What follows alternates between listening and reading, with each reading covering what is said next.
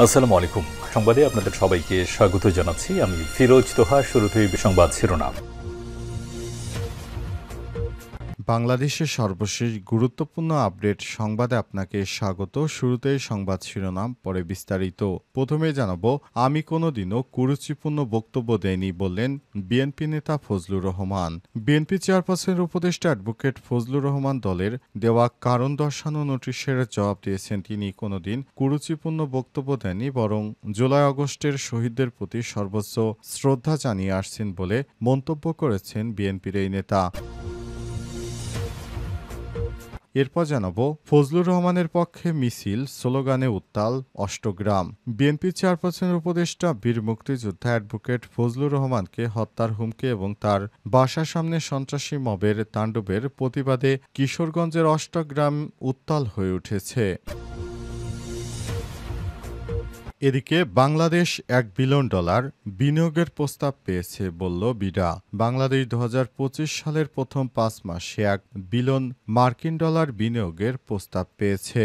আজ বিডার পক্ষ থেকে বিষয়টি নিশ্চিত করেছেন বিডার বিজনেস ডেভেলপমেন্ট প্রধান নাহিয়ান রহমান।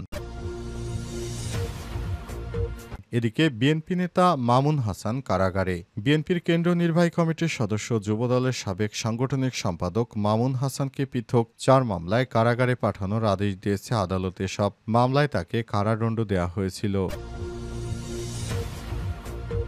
এবারে জানাবো, হিজাব বিতর্কে ভিকারুননিসার সেই শিক্ষিকা সাময়িক বরখাস্ত। হিজাব পরিহিত ছাত্রীদের ক্লাস থেকে বের করে দেওয়ার অভিযোগ ওঠায় ভিকারুননিসা স্কুল অ্যান্ড কলেজের এক শিক্ষিকাকে সাময়িক বরখাস্ত করেছে কর্তৃপক্ষ। অভিযুক্ত শিক্ষিকা ফজিলাতুন নাহারকে কেন স্থায়ীভাবে বহিষ্কার করা হবে না তার কারণ দর্শানোর নোটিশ দেওয়া হয়েছে। এতে বলা হয়েছে, ভিকারুননিসা স্কুল অ্যান্ড কলেজের বসুন্ধরা শাখার প্রভাতী শাখা ৬ষ্ঠ শ্রেণীর ২২ জন শিক্ষার্থীকে হিজাব পরার কারণে ক্লাস থেকে বের করে দেওয়ার অভিযোগের প্রেক্ষিতে এই ব্যবস্থা নেওয়া হয়েছে। এবং সর্বশেষ জানাবো, ট্রাম্পের শুল্কে ভারতীয় রপ্তানি চাপের মুখে। তামিলনাড়ুর তিরুপ্পুর ভারতের একটি গুরুত্বপূর্ণ তৈরি পোশাক উৎপাদন ও রপ্তানি কেন্দ্র। এখন উদ্ভূত নিরাপত্তায় মোড়ানো কৃষ্ণমূর্তির তৈরি পোশাক কারখানায় ফ্লোরে প্রায় ২০০ সেলাই মেশিনের মধ্যে মাত্র কয়েকটিতে কাজ চলছে। শ্রমিকরা মৌসুমের শেষের অর্ডার হিসেবে যুক্তরাষ্ট্রের একটি বড় খুচরা বিক্রেতার জন্য শিশুদের পোশাক তৈরি করছেন। নতুন করে এই ধরনের সমস্যা দেখা দেয় তারা নতুন করে মালামাল উৎপাদন করতে পারছে না, কারণ যুক্তরাষ্ট্র তাদের উপর অন্তত ৫০% শুল্ক আরোপ করছে। প্রিয় দর্শক, এতক্ষণ শুনছিলেন সংবাদ শিরোনাম, এবারে বিস্তারিত। তবে তার আগে বন্ধুরা, অনুরোধ থাকবে এই সংবাদটিতে একটি লাইক দিন। এই চ্যানেলে আপনি নতুন হয়ে থাকলে আমাদের সংবাদটি দেখতে দেখতে চ্যানেলটি সাবস্ক্রাইব করে রাখুন। কমেন্ট করে বন্ধুরা আপনার মূল্যবান মতামত জানিয়ে দিন আপনি বিশ্বের কোন দেশ থেকে বা বাংলাদেশের কোন স্থান থেকে আমাদের সংবাদটি দেখছেন এবং শুনছেন। আর বন্ধুরা, এই সংবাদটি আপনার সোশ্যাল মিডিয়া ফেসবুকে শেয়ার করে বন্ধুদেরও দেখার সুযোগ করে দিন। এবারে বিস্তারিত। আমি কোনোদিন কুরুচিপূর্ণ বক্তব্য দেইনি বললেন বিএনপি নেতা ফজলুর রহমান। বিএনপি চেয়ারপারসনের উপদেষ্টা অ্যাডভোকেট ফজলুর রহমান দলের দেওয়া কারণ দর্শানো নোটিশের জবাবে বলেছেন, তিনি কোনোদিন কুরুচিপূর্ণ বক্তব্য দেননি, বরং জুলাই আগস্টের শহীদদের প্রতি সর্বোচ্চ শ্রদ্ধা জানিয়ে আসছেন। আজ ২৬ আগস্ট বিএনপি সিনিয়র যুগ্ম মহাসচিব অ্যাডভোকেট রুহুল কবির রিজভী বরাবর নোটিশের জবাবে সব কথা জানান তিনি বলেন, অত্যন্ত দুঃখের সঙ্গে এই অভিযোগটি অস্বীকার করে আমি বলতে চাই, আমি কোনোদিন কুরুচিপূর্ণ বক্তব্য দেইনি, যা আমার স্বভাব ও চরিত্রের বিপরীতে। আমি প্রথম ২০২৪ সালের ১৬ জুলাই রংপুর বিশ্ববিদ্যালয় শহীদ আবু সাইদকে পুলিশ সরাসরি বুকে গুলি করে হত্যা করার পর বলেছিলাম, সে এই ২১ শতাব্দীর প্রথম বীর শ্রেষ্ঠ। আমার বক্তব্যে জুলাই আগস্ট শহীদদের প্রতি সর্বোচ্চ শ্রদ্ধা জানিয়ে এসেছি। ধর্মীয় অনুভূতির আঘাতে অভিযোগ প্রসঙ্গে তিনি বলেন, তিনি একজন দৃঢ় বিশ্বাসী মুসলিম এবং ইসলামী ও আল্লাহর আল্লাহ রাসূলের তার অটল আস্থা রয়েছে। তবে জামাত ইসলাম সহ ধর্মের ব্যবসায়ীদের বিরুদ্ধে তিনি রাজনৈতিকভাবে সবসময় কথা বলেছেন এবং ভবিষ্যতেও বলবেন। ধর্মীয় অনুভূতির আঘাতের অভিযোগে তিনি বলেন, তিনি একজন দৃঢ় বিশ্বাসী মুসলিম। ফজলুর রহমান বলেন, কোটা আন্দোলন শুরু হওয়ার সময় তিনি ছাত্রদের গণতন্ত্রের আন্দোলনে অংশগ্রহণে উৎসাহিত করেছিলেন, তবে তিনি নিজে কখনো আন্দোলনে নামেননি। শেখ হাসিনা সরকারের পতনের পর জামাত শিবির নিজেদের জুলাই আন্দোলনের ভ্যানগার্ড দাবি করে ইতিহাস বিকৃত করার চেষ্টা করছে বলে অভিযোগ ফজলুর রহমানের। ফজলুর রহমানের পক্ষে মিছিল, স্লোগানে উত্তাল অষ্টগ্রাম।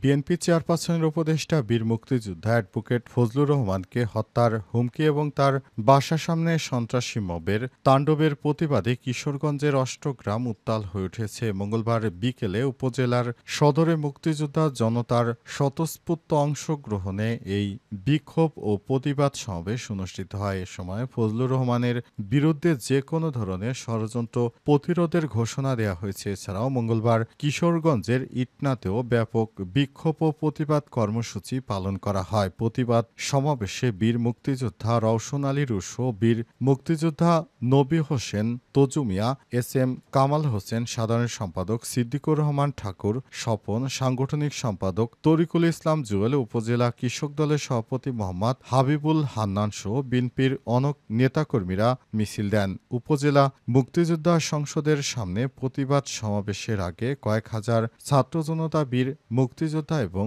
বিএনপি ও সহযোগী সংগঠনের নেতাকর্মীদের অংশগ্রহণের বিক্ষোভ মিছিল অনুষ্ঠিত হয়। ইটনা পুরানবাজার উপজেলা বিএনপির অস্থায়ী কার্যালয়ের সামনে থেকে বের হওয়া বিক্ষোভ মিছিলটি বাজার ও উপজেলা সদরের প্রধান সড়ক প্রদক্ষিণ করে। মিছিল থেকে ফজলুর রহমানের পক্ষে বিভিন্ন স্লোগান দেওয়া হয়। সময় মিছিলে স্লোগানে উত্তাল হয়ে ওঠে পুরো এলাকা। বক্তারা অভিযোগ করেন, ষড়যন্ত্রের অংশ হিসেবে ফজলুর রহমানকে এখন হত্যার হুমকি দেওয়া হচ্ছে। বাংলাদেশ $1 বিলিয়ন বিনিয়োগ প্রস্তাব পেয়েছে বলছে বিডা। বাংলাদেশ 2025 সালের প্রথম 5 মাসে $1 বিলিয়ন বিনিয়োগের প্রস্তাব পেয়েছে বলে জানিয়েছে বিনিয়োগ উন্নয়ন কর্তৃপক্ষ বিডা। বিনিয়োগ প্রস্তাবের প্রবাহকে ইতিবাচক প্রবণতা হিসেবে উল্লেখ করেছে বিডার বিজনেস ডেভেলপমেন্ট প্রধান নাহিয়ান রহমান রচি। বলেছেন, জানুয়ারি থেকে মে মাস পর্যন্ত প্রাপ্ত সময়গুলো প্রস্তাবগুলোর প্রায় 20% ইতিমধ্যেই অগ্রসর পর্যায়ে পৌঁছেছে, যার মধ্যে রয়েছে চুক্তি স্বাক্ষর, জমি ইজারা নিশ্চিতকরণ এবং বরাদ্দ। মঙ্গলবার রাজধানী বিডা অডিটোরিয়ামে বিনিয়োগ বিষয়ক সাংবাদিকদের সঙ্গে মতবিনিময়ে এসব কথা জানান তিনি আরও বলেন, এই প্রবণতা বিনিয়োগকারীদের মধ্যে বাংলাদেশের বিশেষ অর্থনৈতিক অঞ্চল SEZ নিয়ে আগ্রহ বাড়ছে এবং সরকারের শিল্পায়ন প্রক্রিয়াকে আরও গতিশীল করছে। নাহিয়ান রহমান রচি আরও বলেন, আমাদের লক্ষ্য কেবল বিনিয়োগের পরিমাণ নয়, বরং এর মান ও স্থায়িত্ব নিশ্চিত করায়। ধারা অব্যাহত থাকলে এবং প্রক্রিয়া আরও সহজতর হলে আগামী 5 মাসে আরও কার্যকর ফলাফল বয়ে আনতে পারে বলে মনে করছেন তারা। তাই বিডার পক্ষ থেকে যে বিনিয়োগের প্রস্তাব পাওয়া হয়েছে, বিষয়টি ইতিমধ্যেই সরকারের সামনে উপস্থাপন করা হচ্ছে। সরকারের এর ক্ষেত্রে অনেক কৃতজ্ঞতা রয়েছে, কারণ সরকার চেয়েছেন বলে বিডার পক্ষ থেকে এই ধরনের একটি কর্মসূচির মাধ্যমে সেখানে বিনিয়োগকারীরা অংশগ্রহণ করে এবং সরকারের সহযোগিতায় বিনিয়োগের প্রস্তাব পেয়েছে বিডা। বিএনপি নেতা মামুন হাসান কারাগারে। বিএনপির কেন্দ্রীয় নির্বাহী কমিটির সদস্য ও যুব দলের সাবেক সাংগঠনিক সম্পাদক মামুন হাসান পৃথক 4 মামলায় কারাগারে পাঠানোর আদেশ দিয়েছে আদালত। এসব মামলায় তাকে কারাদণ্ড দেওয়া হয়েছিল। আজ চিফ মেট্রোপলিটন ম্যাজিস্ট্রেট আদালতে আত্মসমর্পণ করে জামিন চেয়ে আবেদন করেন মামুন হাসান। শুনানি শেষে ঢাকার চিফ মেট্রোপলিটন আদালত থেকে তার বিষয়ে সিদ্ধান্ত নেয়ার কথা জানানো হয়। অন্তর্বর্তীকালীন সরকারের প্রধান উপদেষ্টা দায়িত্ব গ্রহণ করার পর বিএনপি বা জামাত যে কোনো রাজনৈতিক দলের নেতৃত্ববৃন্দ যারা অপরাধী তাদেরকে আটক করা হচ্ছে।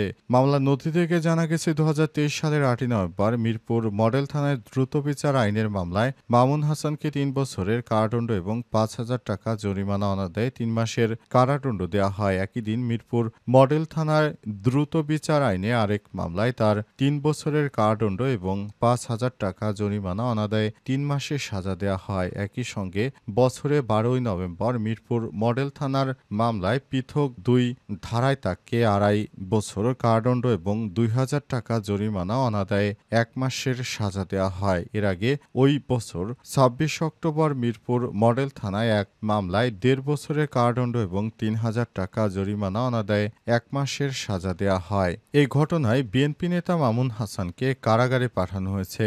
শুনানিতে আরও ছিলেন অ্যাডভোকেট খান মোহাম্মদ জহিরুল ইসলাম কামরুজ্জামান সুমন। উচ্চ আদালতে আপিল করবেন বলে জানায় আসামি পক্ষের আইনজীবীরা।